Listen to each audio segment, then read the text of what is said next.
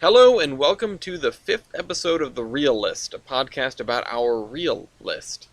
I'm your host, Ellis. And I'm your host, Gloria. And today we have a selection from me. The movie that you're seeing on the screen, Sherlock Holmes, A Game of Shadows, is actually the second in what may become a trilogy. We don't know. Maybe I think not. it went right to Netflix. I don't think it exists. It doesn't exist yet, the third one. There's been a lot of speculation, a lot of talk about it, but this is a movie released in 2011 as a sequel to a 2009 film. It stars Robert Downey Jr. as Sherlock Holmes, Jude Law as Professor Watson, and a handful of other people, including Rachel McAdams in a relatively small part. But this is a Sherlock Holmes movie that a lot of people don't really necessarily like as a Sherlock Holmes movie. A lot of people don't really love Robert Downey Jr.'s portrayal of Sherlock Holmes, which I find interesting, if kind of understandable. All I saw was Iron Man. That's all I saw.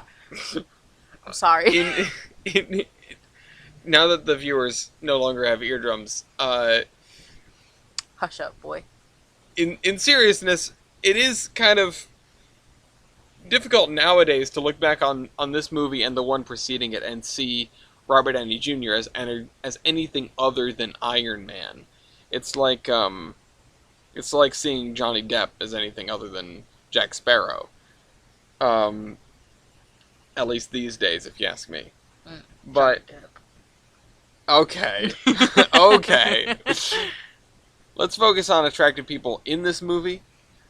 Downey Jr. Yeah, I was gonna go for Jude Law, honestly. Ooh. Yeah, no, No. it doesn't do it for you. He kind of looks like a weird fish. Well, I guess he's the one fish that I have to respect. But really, I wanted to talk a little bit about the highlights of this movie here, and I didn't mention a couple of things. Directed by Guy Ritchie, written by Michelle Mulroney and Kieran Mulroney. Although it pulls from a couple of Sir Arthur Conan Doyle's short stories, it is an original plot, and that's what I wanted to dig into. Because the thing about making a movie like this, particularly a Sherlock Holmes movie, but any mystery movie, is you need to think ahead of your characters, ahead of the audience. You need to think ahead of yourself when you're writing it. And going back and looking at this movie, while there may not have been so many obvious foreshadowing tells and things like that, I think it does a really good job of weaving this relatively intricate mystery, if you can call it a mystery. I'm seeing it for the umpteenth time. You were seeing it for the first time, so I do want to get your take on what you thought was unfolding as it unfolded. But Sherlock Holmes and Moriarty, because that's the antagonist here, certainly have this very plain, yes, this is the bad guy. From the very beginning, it's deduced. This is the bad guy. Now just what to do about it, you know? And I feel like that's a particularly common thing with Holmes and Moriarty, and among some other properties. When the good guy knows who the bad guy is from the very beginning, but doesn't have enough to pin it on him. But I want to know, like I said, what did you think was going to happen as the movie unfolded? If you can put that into words. Well, what I first thought was going to happen, I thought that, we weren't going to see who the bad guy was until, maybe, a good, 20 minutes until the movie ended, because that's how usually movies work like that sometimes. Especially a mystery. Especially a mystery movie. And when they showed Moriarty right away in the beginning, I was like, oh, okay, so we know who he is. And then I was like, okay, so how's this going to play out? Sherlock knows who he is. Is he going to just catch him right away? Or are they going to play this game of cat and mouse, which they kind of did? And they named it a few. They even called it out as a game of cat and mouse in the movie, and then they did. They named it a few different things, Fisher and Herring or something like that, which comes back in the little flip book that Holmes shows at the end, or gives him at the end. Yes, that is true. The flip book. But honestly, watching this movie, it kind of like the way Sherlock Holmes like plays out every detail in his head. Like, I'm gonna do this, this, this. He examines his room, and I even mentioned this to Ellis. I was like, it's like an autistic child examining their surroundings, Mm-hmm. and he's very observant of what he has to do, and like even a fight scene, he channels out. He places out every step, every move before it's even made in his head, and he does it so precisely to the point where he doesn't die. Because in the first fight scene, the guy has a gun, Mm-hmm. and he doesn't know that the guy has a gun, but he sensed that the guy has a gun, and he disarmed the guy with a gun. Did you notice that when he was going through that, I gotta say, the fight scenes in this movie are spectacular because of that, because of his, like, precognition. Um, did you notice that when he was playing through the fight in his head, the playthrough stopped when the gun was pulled on him? So we as the audience didn't know what he was going to do with it. Mm-hmm. And, you think, oh, he's just reached a dead end. But that's just all you see, and he's already figured out what to do with the gun. And he caught the apple after he freaking Yeah. he disarmed the guy. Throws the apple up in the air, does the whole fight scene, then catches the apple. Which is not realistic, but very cool. It was a great... What was that? Oh, it was your checkbook. Oh, that made a lot of noise for a checkbook. It was also this. Oh, yeah, that explains it. Checkbook and a letter opener. Which, if Holmes had seen these two things, he would have figured out you were the killer, by the way. Iron Ma'am.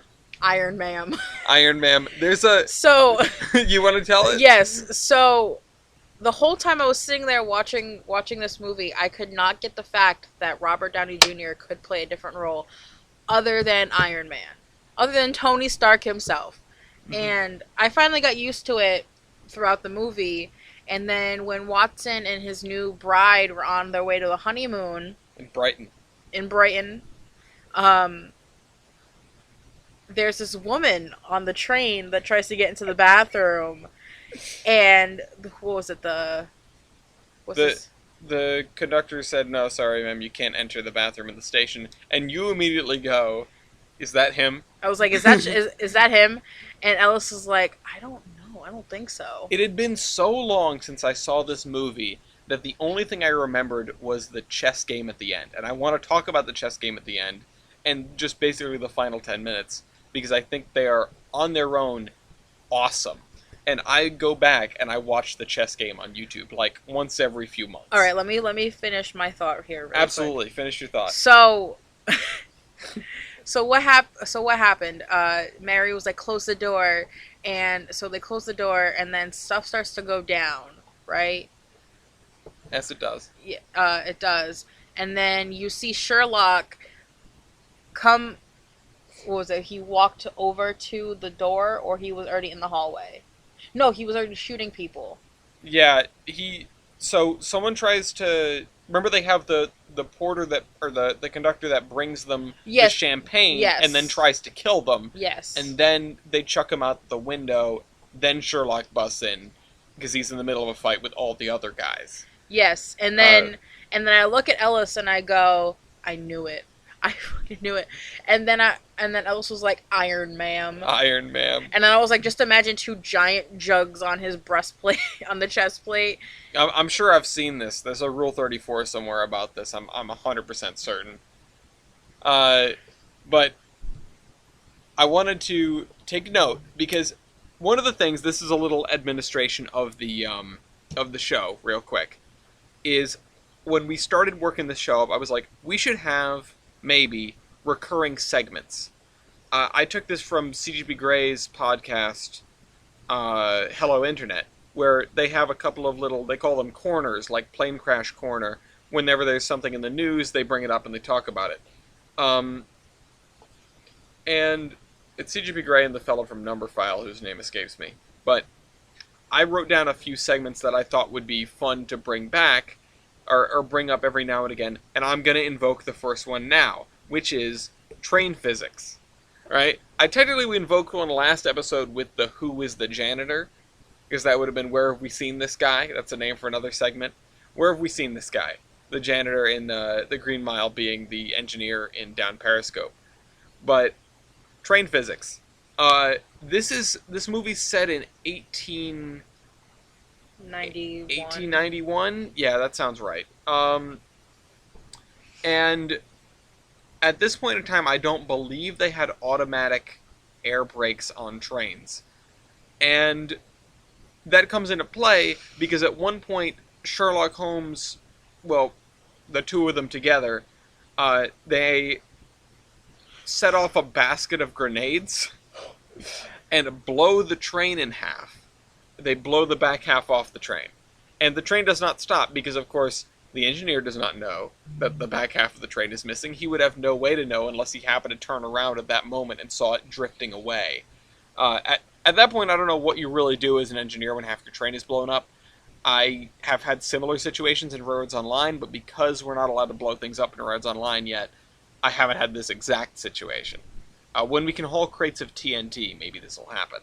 But this is, as far as movie train physics go, relatively accurate train physics. The only thing that I feel is amiss is they've blown a train in half. First of all, somehow they didn't derail anything. I mean, that was the main thing. They didn't derail anything. I feel like they managed to cleanly cleave a train at the buffers and not like in the middle of a coach, which would have been much, much worse.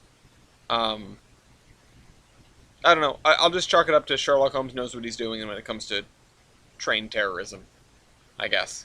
I also wanted to point out that there was a Family Guy skit that came out a couple years ago about Sherlock Holmes and stuff, and how Watson's wife was evil.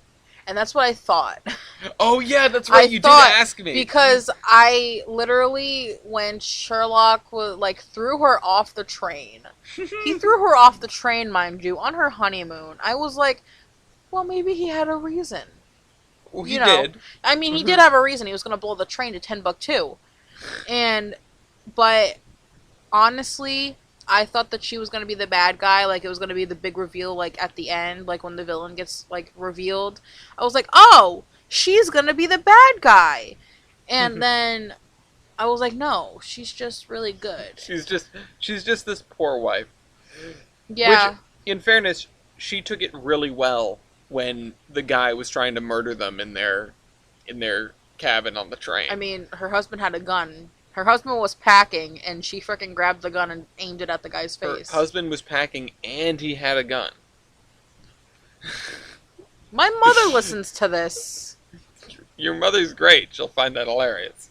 My grandmother listens to this. Your grandmother will find that even funnier.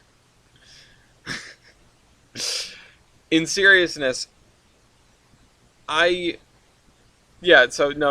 she was not the big reveal villain above Moriarty that was controlling all this stuff. But the whole thing with Moriarty, his whole plan, is just to incite a war. And it's 1891. For those who are scholars of history, you'll know that World War I began 13 years later in 1914. Not that there weren't other wars going on in the meantime, but the basic plot is that Moriarty has amassed an empire of arms factories and medical things, and basically everything. Cotton was one of them, so for uniforms, everything a country could need to wage war, he has a significant stake in. And because of this, he wants a war so that he can make butt tons of money selling to everyone. Because they even show the map of them selling to all the different countries of Europe, basically. And so he just is disrupting diplomatic events. He's conducting bombings and blaming them on the anarchists, which he's actually working with. So it is the anarchists conducting the bombings, but it's for it's because they're being paid off by Moriarty. And he blows up a bunch of diplomats, and it goes to a peace summit in Switzerland, which he goes to, and he's replaced one of the ambassadors with his own guy. That's what I wanted to talk about. Go ahead. So, when they said that they replaced an ambassador with one of Moriarty's men, they don't mean that they replaced him and disguised him well enough. They mean that they took the ambassador's face off and put it on the other person. Okay, no, they didn't. They did. This isn't a Nicolas Cage movie. They didn't remove What do you anyone's mean? face. That's what they said because No, of the no, no. surgeon. They surgically changed his face so it would look like the other guy. They didn't remove a guy's face and put it on someone else. That's what it sounded like they did. I could understand why you would think that, but I can explain to you how you would know it wasn't that. Because, remember, the way Holmes, or was it Watson noticed the two twins that were fighting them that were shooting at him in the factory. Mm-hmm. So they made the second guy, one of the twins, look like the other one, which, again, they're not real twins, but I'm calling them that because they call them that in the movie. So they didn't have to change the first guy to make the second guy. They had the first guy, they used him as a model to sculpt the second guy's face into something that looked like the first guy, which is also messed up, but not quite as messed up as doing the Nicolas Cage face-off thing and removing someone's face and stitching it on somebody else. What they did was they just manipulated the skin. One of the things is that they pulled it back. Remember, the signature thing was scars, like behind the ears. So, yeah, they just sort of pulled and tweaked and probably injected fat when necessary and stuff like that to make someone's face look like somebody else's. Which, in fairness, is the more realistic way to do something like that than to remove a face and put it on another face. So, I mean, props to the movie to being realistic about that. These days you can just deep fake anything, there's no point. But 1891, they needed to use the methods of the time, including the top surgeon who was then killed by Moriarty because he was a loose end. So, killed at the very beginning of the movie, mind you, so he had this stuff planned way in advance. He was a smart guy. And then the fact where they were like, he'd be wearing glass lenses, and so his eyes would be irritating. So basically contacts, but like glass lenses To change his eye color. Because didn't she say that her brother's eyes were blue? Yes. Blue or green, I think, but I think it was blue. And all of the ambassadors had brown eyes. So to fake being the ambassador, they had to give him brown eyes. They had to give him brown eyes. Put the and they contacts said in. he was also left-handed as well. So he was faking being a righty.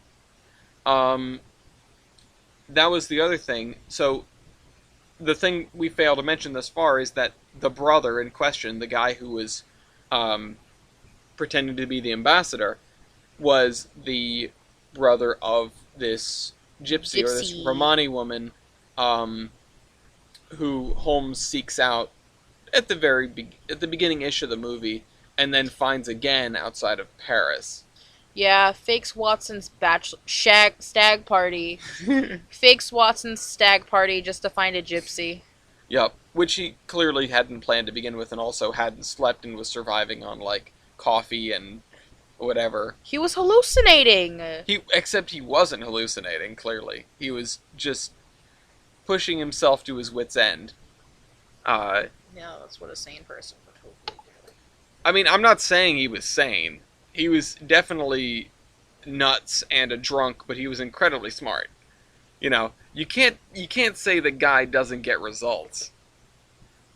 I mean, would you rather hang out with him or his brother who walks around the house in the buff? I'm good. Yeah, that's what I thought. They have the best red web in the first 5 minutes of this movie. And of course, that's the reveal where it's like it all goes back to Moriarty. And it's just oh, okay, I guess this is the bad guy. Here, have a sip of this water. No. Well, your water's all the way over there. My water's right here. Just have my water. So the first time Holmes meets Moriarty, and you might have noticed or remembered, they actually do shots of the little book and the horticulture book and in the office. the window box, which is one of those things where I kind of figured they didn't mention it. I never thought about it. I never noticed it on my watchings of the movie. I never noticed they showed that off. I noticed it. I'm glad you did, because I just saw that and went, ooh. So they did make it a little unsubtle. But it's easy enough that you can forget it because it's sort of a blink and you miss it couple of shots, especially the window box is like half a second. Yeah, he's a horticulture book and he doesn't take care of flowers. Yeah. Which I didn't know what horticulture was before this movie, so that probably I just didn't pick up on it at all. Did you? Yeah, the take care of flowers. Okay. It's a book on how to take care of flowers. I talk at my own pace. Okay, but talk at my volume. Ah! I like them apples. I just want people to be able to hear us. We're on the same microphone here, so it's not like I can adjust your voice track different from mine. We're just sitting next to each other at my desk. That's your behind-the-scenes look for this episode of The Real List. Episode 52 will show our faces. As if you guys don't already know what we look like. All 2 viewers of this podcast know what we look like. But Moriarty challenges him to a game of chess when they first meet in his office. And Holmes declines, and they do a witty back and forth, which is nice. It's a pretty cool little back and forth. And then finally they do the game of chess at the summit in Switzerland. In the freezing cold. At the political summit, sitting outside on a balcony in the freezing cold above a waterfall. If that doesn't scream frostbite, then I don't know what will get you. Yeah, I mean, they are nice enough to put each other's coats on. Well, no. Sherlock sat down first, got his put on, and then Moriarty sat down and put his own on. That's right. Moriarty being the good sport because he believes he's 100% got it in the bag. Which is in part due to Sherlock inadvertently or maybe advertently lying to him in his office, saying that Watson will not be on the case. And then later he decides to drag Watson along because of Moriarty threatening Watson. Mm-hmm. I feel like Sherlock already knew that Moriarty had something planned to get rid of Watson. I think if he'd... I mean, that's a reasonable assumption. Because how would Sherlock know? Sherlock didn't just go to ruin Watson's honeymoon. I almost said funeral. Almost. Didn't go to ruin his honeymoon and throw his brand new wife off a train just because he needed help on the case. He felt that his friend was in danger. Well, yeah, but he only knew that because of what Moriarty said at their meeting. I'll send my regards. Yeah, send my regards. I'll prepare something very special for them or whatever. He said a lot of threatening things, and certainly Sherlock came away from that like, hey, my buddy and his wife might be in danger. Let me go deal with this and drag Watson along now because there's no separating him from this case. I do think that conversation he had with Moriarty was basically hey, this is a you and me thing. Excuse me. This is you and I are going to duke this out man to man and just leave him out of this because he's going on his honeymoon and I do care about him even though I totally forgot about his stag party. I was supposed to be planning it. I was the best man. The only thing I remember to do was get him to the wedding. And he was piss drunk. Yeah. He was piss drunk. Hey, at least he had a good bachelor party. He got punched in the face, lost a bunch of money. Stag party. Yeah, sounds about right. And so Watson is in the room. Moriarty thinks if I get Sherlock Holmes on this balcony, I win. Mm-hmm. And so he challenges him to the game of chess. Although I don't remember who initiated that. And Holmes utters the line, I may be absent from the room, but my methods are not. And Moriarty says, oh, that doesn't seem fair. So he clearly didn't plan for this eventuality and thought he had it in the bag. He gets more and more irate over the course of the chess match. Mm-hmm. Holmes times out and loses, but they continue the match verbally, which is also super cool.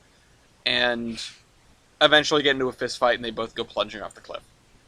The end? Question mark. Before that happened, Watson did walk out onto the balcony and watch them fall off the balcony. Yes.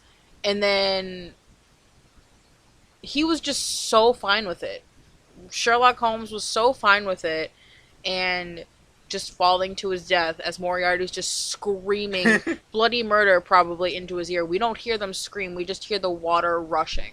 Because we find out later that Holmes prepared by stealing his oxygen device from his brother, and he survived the fall, and he shows up in Watson's house. In Watson's house in his quote-unquote urban camouflage. He's dressed as a chair, and, you know, messes with his typewriter, and then the movie ends. It's such a good ending. From the beginning of the Peace Summit, or at least from the beginning of the chess game, to the end of the movie, has got to be one of my favorite movie endings, period. And my voice is not coming out very loud because I'm off to the side, but let me turn this towards the two of us. Sorry for that loudness. Just the two of us.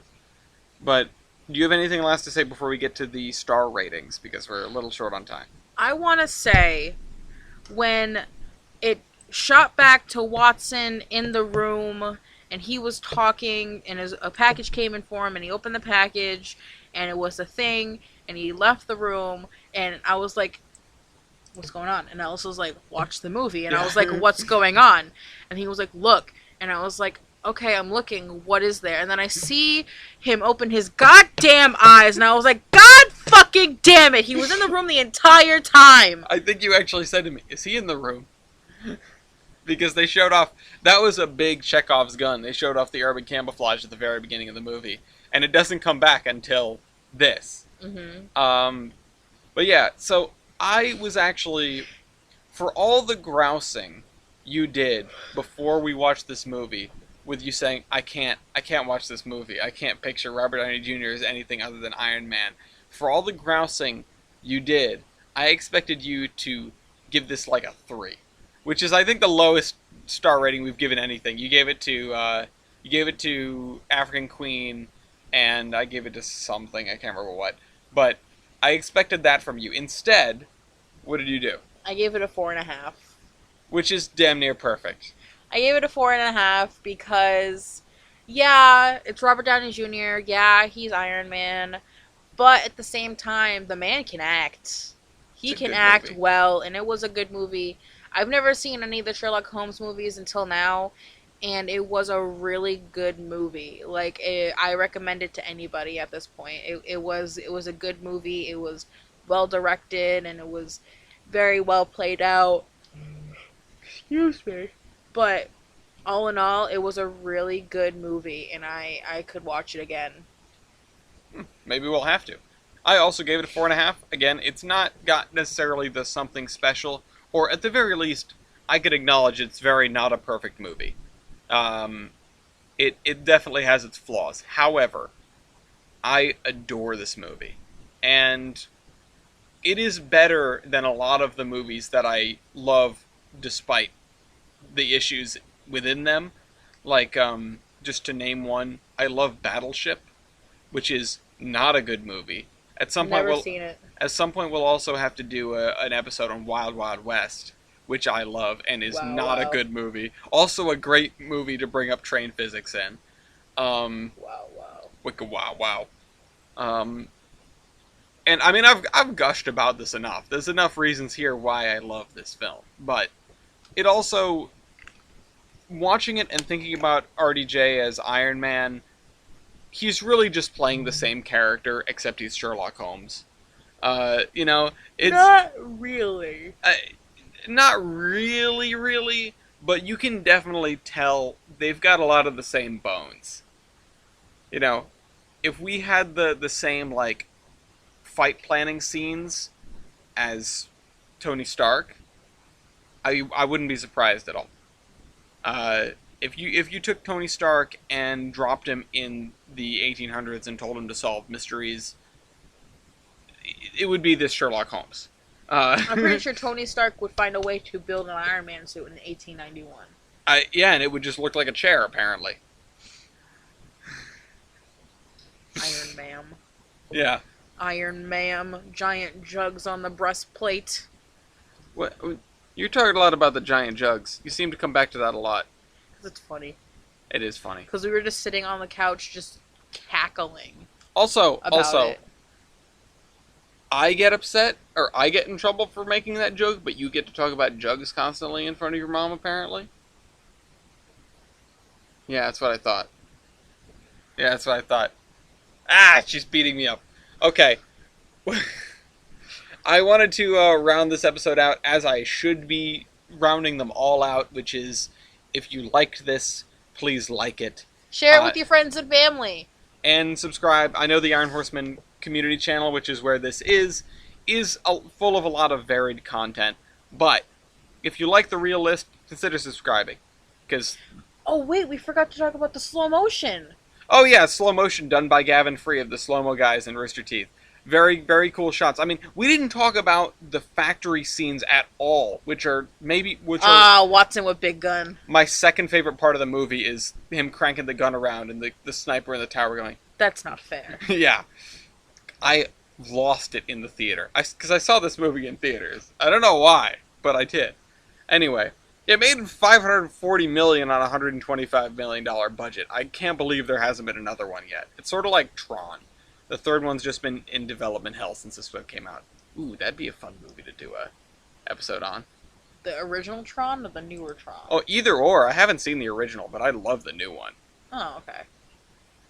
Anyway. Hey, babe. Want to watch a movie? I love you. I love you.